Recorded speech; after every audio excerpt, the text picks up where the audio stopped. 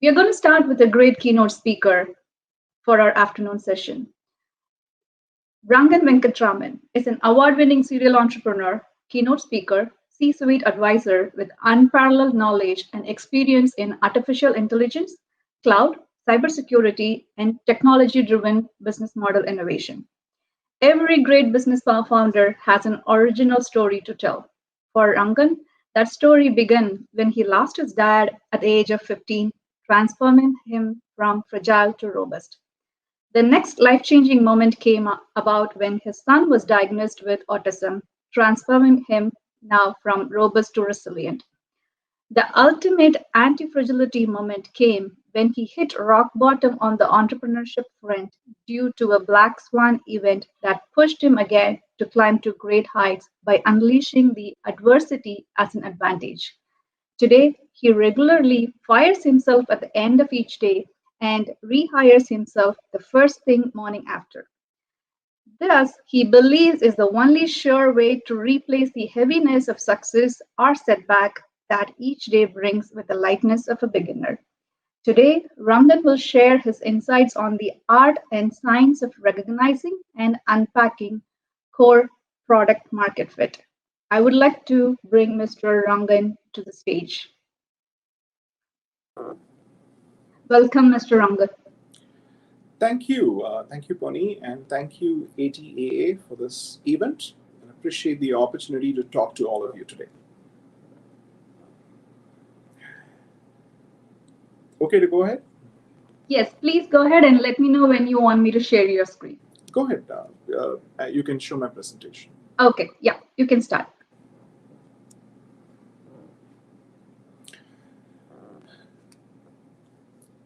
In life and business, the goal of this presentation is to really talk about core product market fit. Unpacking core product market fit is the holy grail of being an entrepreneur. In life and business, the person with the fewest blind spot wins. Removing blind spots means we see, interact with, and move closer to understanding reality. Puni, if you don't mind, can you just put the presentation mode where you go ahead and show the first slide, please? Thanks.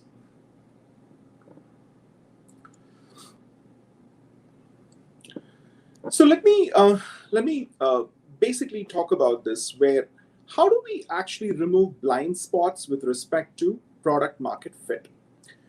When we look at unpacking product market fit, which is actually the holy grail of being an entrepreneur or an investor, we're really talking about the following things. Are we in a situation where we have a great product that sort of meets a lousy market, the market wins? Or if you have a lousy product that actually meets a great market, the market again wins. What we really want to accomplish here is, how does a great idea or a product meet a great market? And that's where magic happens. To do that, however, we've got to remove blind spots. And what we mean here is, how do we move closer to understanding reality? We think better in that case. And thinking better is really about finding simple processes that enable us to work through these multi-dimensions and perspectives. The skill that I humbly feel that is important is actually finding the right solutions for the right problems. Very often, you have failures that happen because there are right solutions to actually the wrong problem. The talk today here is to inspire you to pursue that wisdom, pursue how you uncover how things work.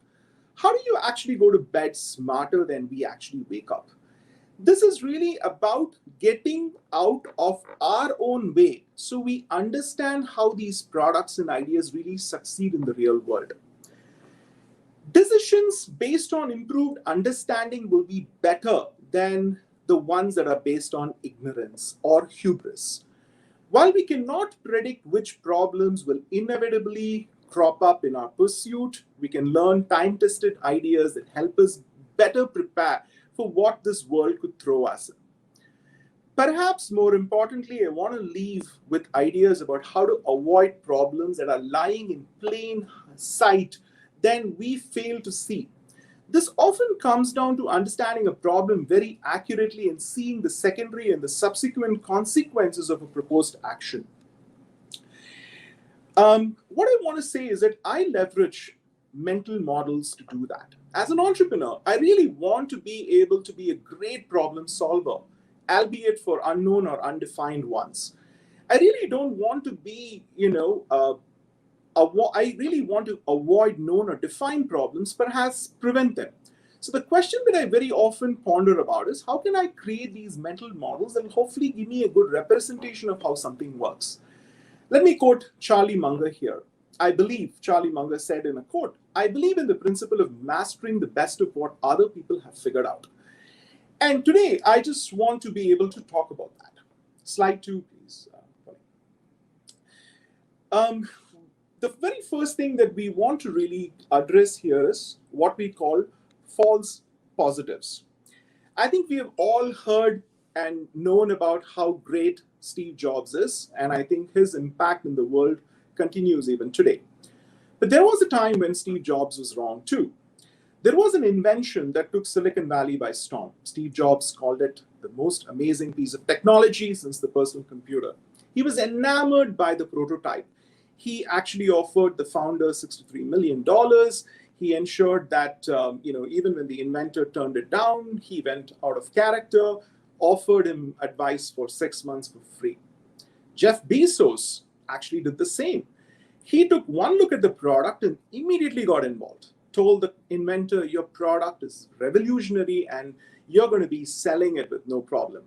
John Doerr, the legendary investor for Google, also chipped in about $80 million. All of them basically described the inventor as the Thomas Edison of our time. And essentially, the inventor was no small person. He had invented the portable dialysis machines. He had portable drug infusion pumps, vascular stent, had accumulated hundreds of patents. In fact, he had received the American highest honor for invention, the National Medal of Technology and Invention from Clinton. The inventor basically projected a 10,000 unit sale per week, but yet 6 years or many years forward, the potential never came to reality. The product in my head is Segway.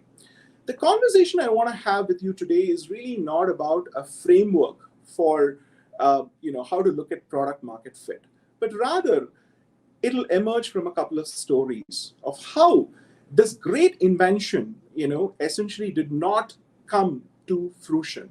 You had Jeff Bezos multiplied by Steve Jobs, multiplied by John Doerr, multiplied by this great inventor came in. So what went wrong here? And what is that false positive that we typically have? One of many is when you're too close to the idea and not detached enough, you tend to bring a certain attitude to the mix. And that overconfidence may actually be particularly difficult confirmation bias to overcome in a creative domain. When you're generating a new idea, by definition, it's unique. So you can ignore all feedback you've received in the past about earlier inventions. Even if your previous ideas is bombed, this one is different.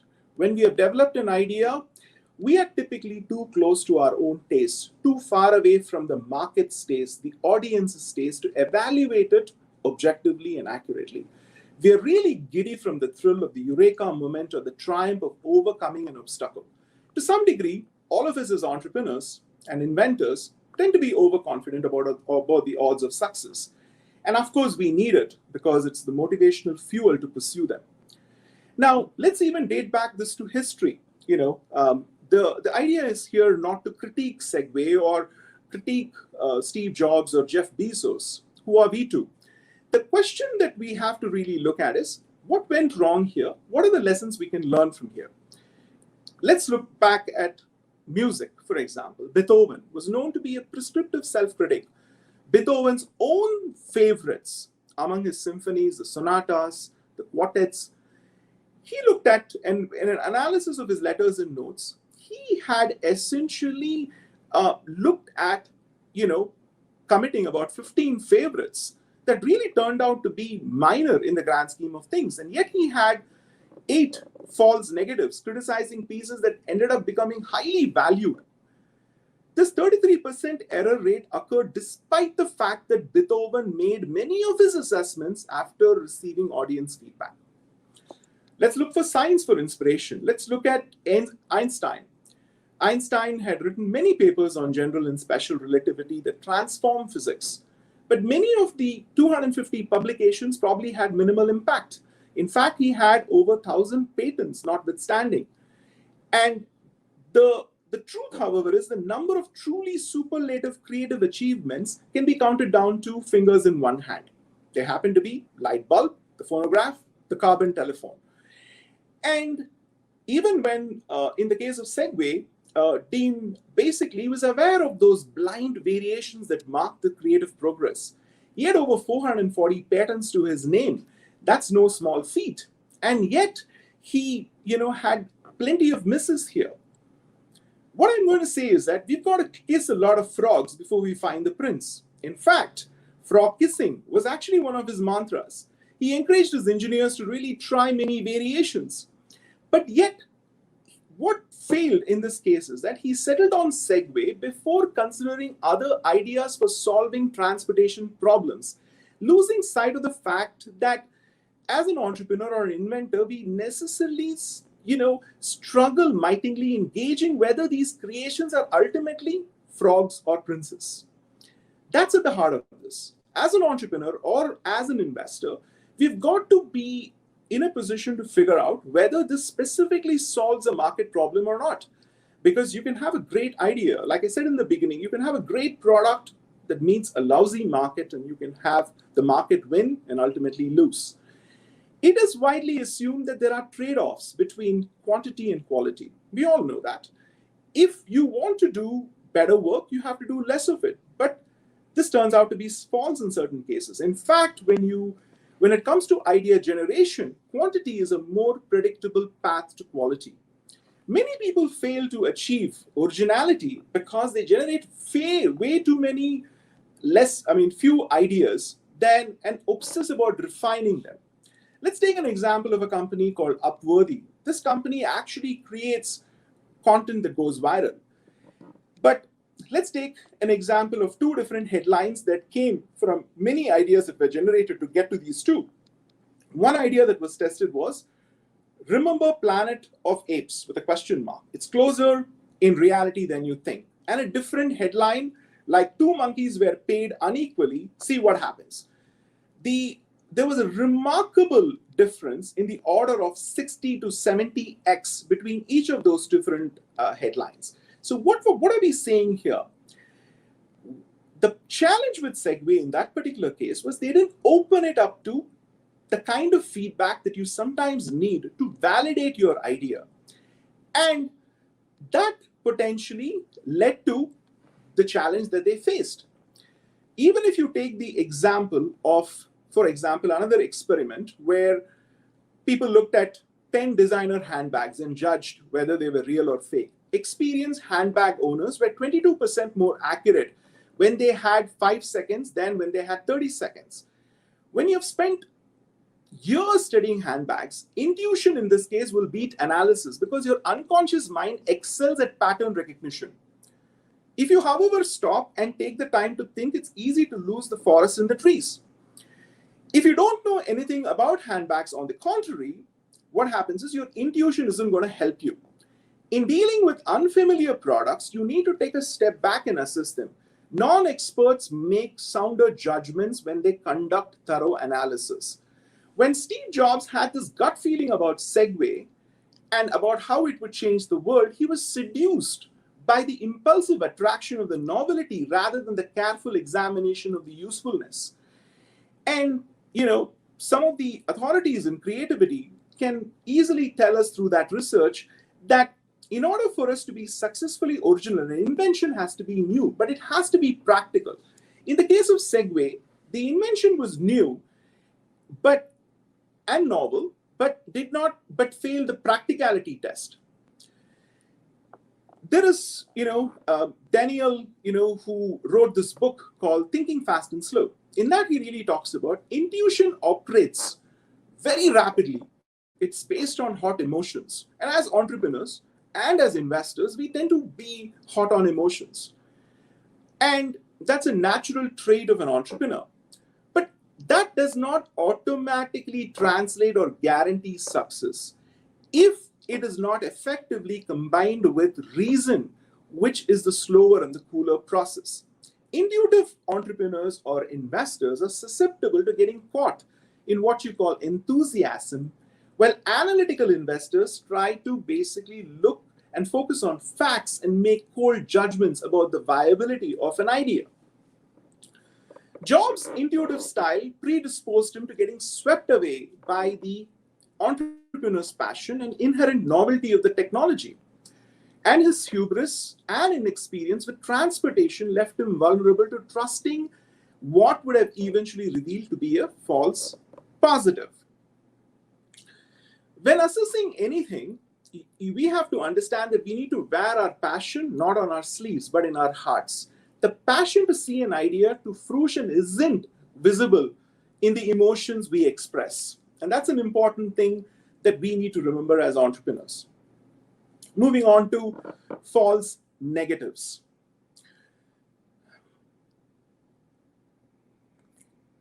Let's talk about another example and another story. Some years ago, there were two entertainers who got together to create a 90-minute television special. They had really no experience writing for this medium and ran out of material very quickly, so they shifted their concept to a half-an-hour weekly show.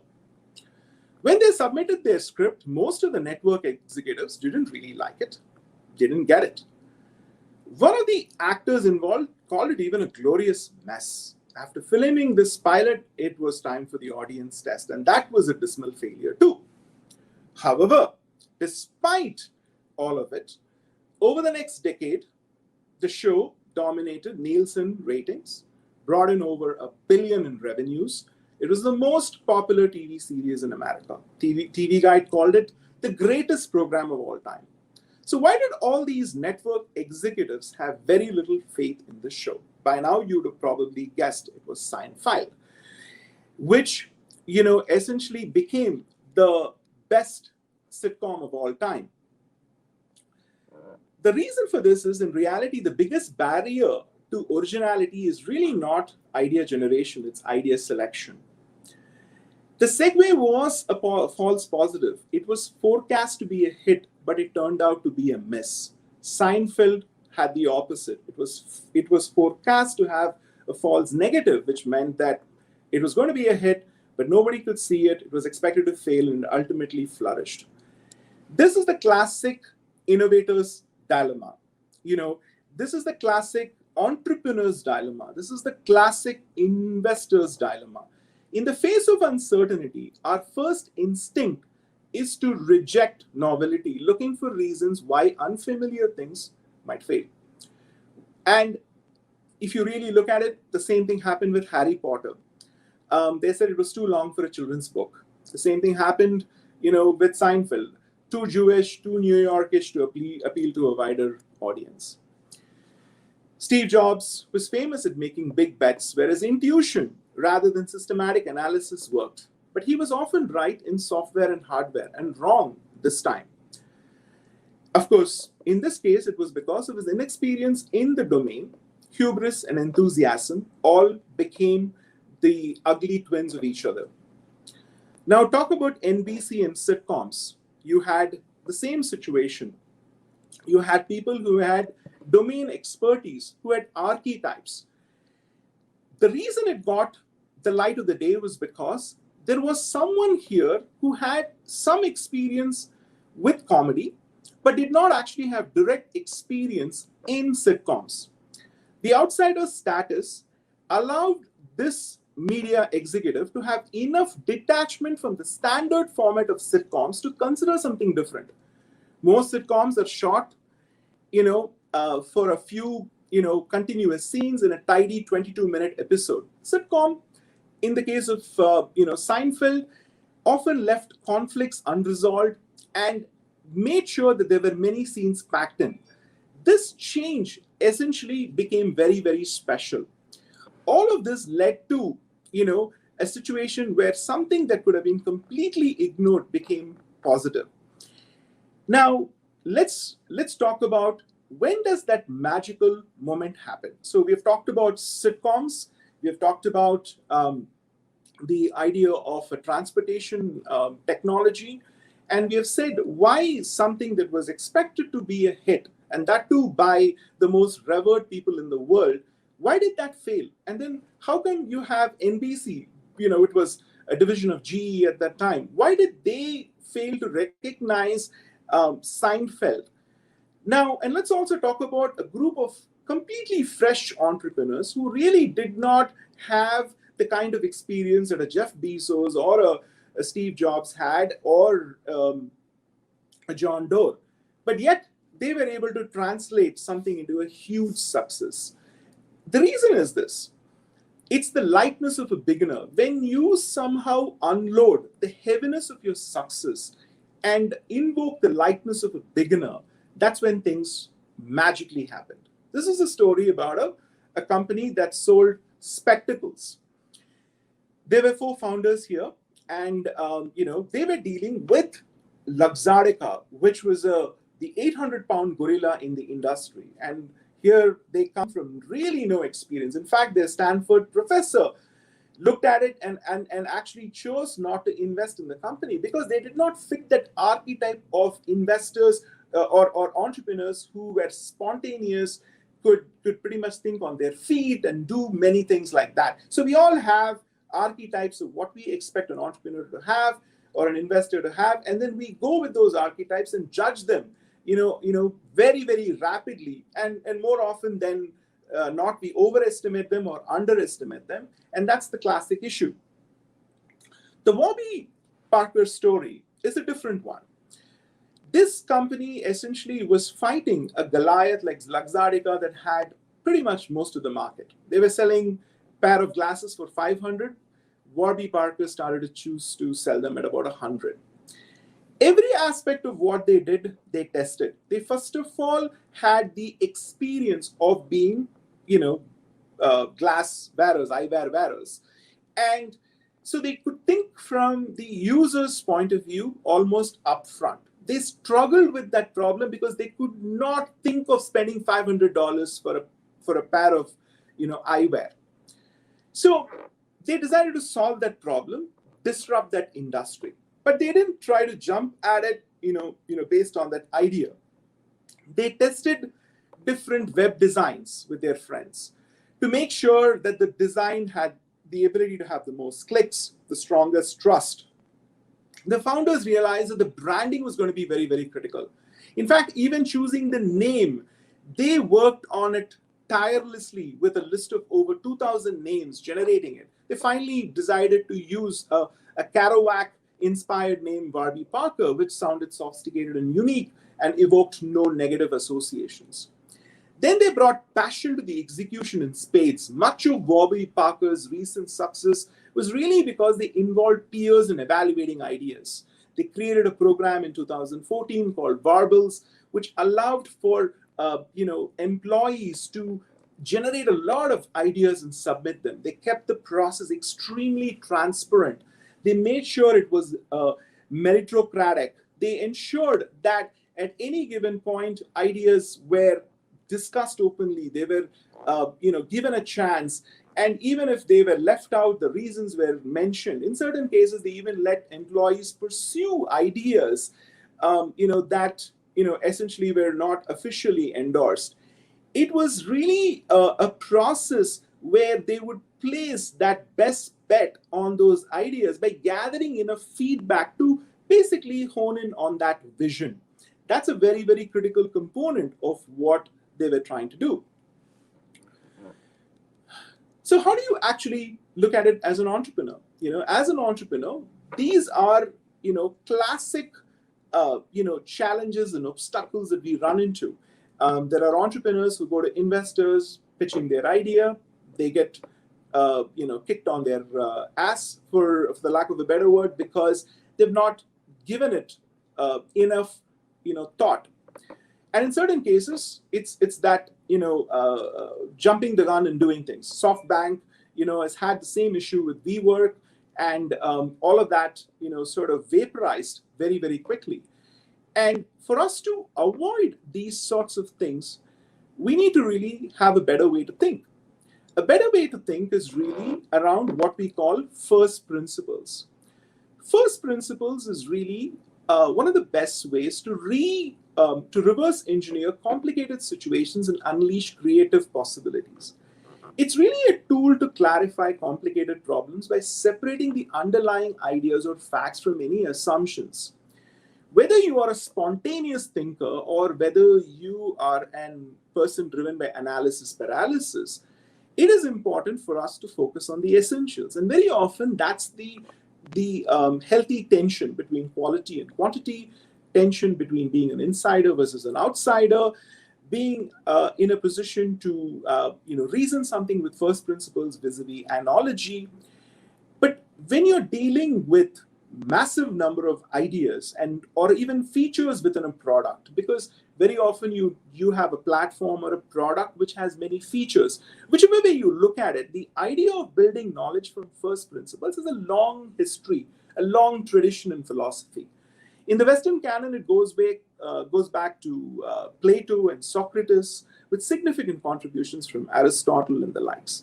Essentially, what we're really looking for is foundational knowledge that would not change, and that we could build everything else on, from our ethical systems to social structures to capital structures. Socratic questioning can be used, to establish first principles. Elon Musk has very, very successfully been able to change the world with Tesla and SpaceX through that process.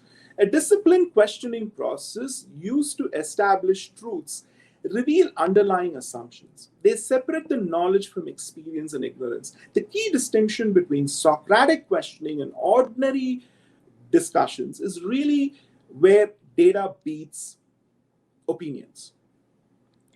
Clarifying your thinking, explaining the origins of our ideas, shifts us from thought land biases to clarity of the opportunity land. Why do I think this? What exactly do I think? Challenging assumptions. How do I know this is true? What if I thought the opposite? Looking for evidence. How can I back this up? What are the sources? Considering alternative perspectives, even if you choose to ignore some, what might others think? How do I know I'm right? Examining consequences and implications. What if I'm wrong? What are the consequences if I'm questioning original questions? Why do I think that? Was I correct? What conclusions can I draw? A principled approach, for that matter. Bridgewater, founded by Ray Dalio, has done that, applying standard ways to deal with situations that occur over and over. With the goal of creating an idea meritocracy, Ray wrote down a set of principles that became the framework for Bridgewater's philosophy. Chief among them is employing radical truth and radical transparency, encouraging open and honest dialogues, and allowing the best thinking to win. The game is about winning. The game is absolutely about that. But to win, it is not hubris that actually gets you there. It is humility. And a famous writer, C.S. Lewis, said it beautifully in his quote. Humility is not thinking less of yourself. It's thinking of yourself less. I repeat, humility is not thinking less of yourself. It is thinking of yourself less. And that's really how you break and challenge those biases, how you actually get out of your own way. Sometimes the worst enemy is nobody but one's own self. To challenge and play that devil's advocate in your own mind. So even when you make a presentation, it's far better to say the reasons why. Instead of recommending it enthusiastically, it's better to actually present the contrarian point of view and then pointing out how you mitigate the contrarian point of view and ensuring that that thought allows you to eventually make it through and succeed. With respect to a quote from Winston Churchill, I think many people in entrepreneurship see failure as being fatal. It never is. Success isn't final either. I'll say to you that success is never owned, it is rented, and the rent is due every day. And as an entrepreneur, or whatever your goals are, I think we all ought to remember that we don't own success, we've rented it, and the rent is due pretty much on a daily basis or an hourly basis. And I'm a serial entrepreneur. I continue to love what I do. I mean, this is the best thing ever. I'm really grateful to my God, my family for what I do today, and happy to help any of you in this audience, with respect to your dreams and passions in any shape or form that I'm able to. I hope this was valuable, and I look forward to staying in touch with this wonderful organization. And I really appreciate the organizers for giving me a chance to come and talk to you today. I look forward to staying in touch. Thank you, Rangan. It was great. I mean, to be honest, I have to say it was a little high funder for me. Definitely, and it was very colorful and a lot of insights. I was even watching the comments; they were like, the great comments, and mainly about like humility. Correct me if I'm wrong. So humility is not thinking less about yourself, but thinking Of less yourself less. of your selfless. That's a great thought. Thank you so much. I'm sure the audience will be happy to connect with you and get you as a mentor. Thank you so much again. Thank you. Pleasure having you.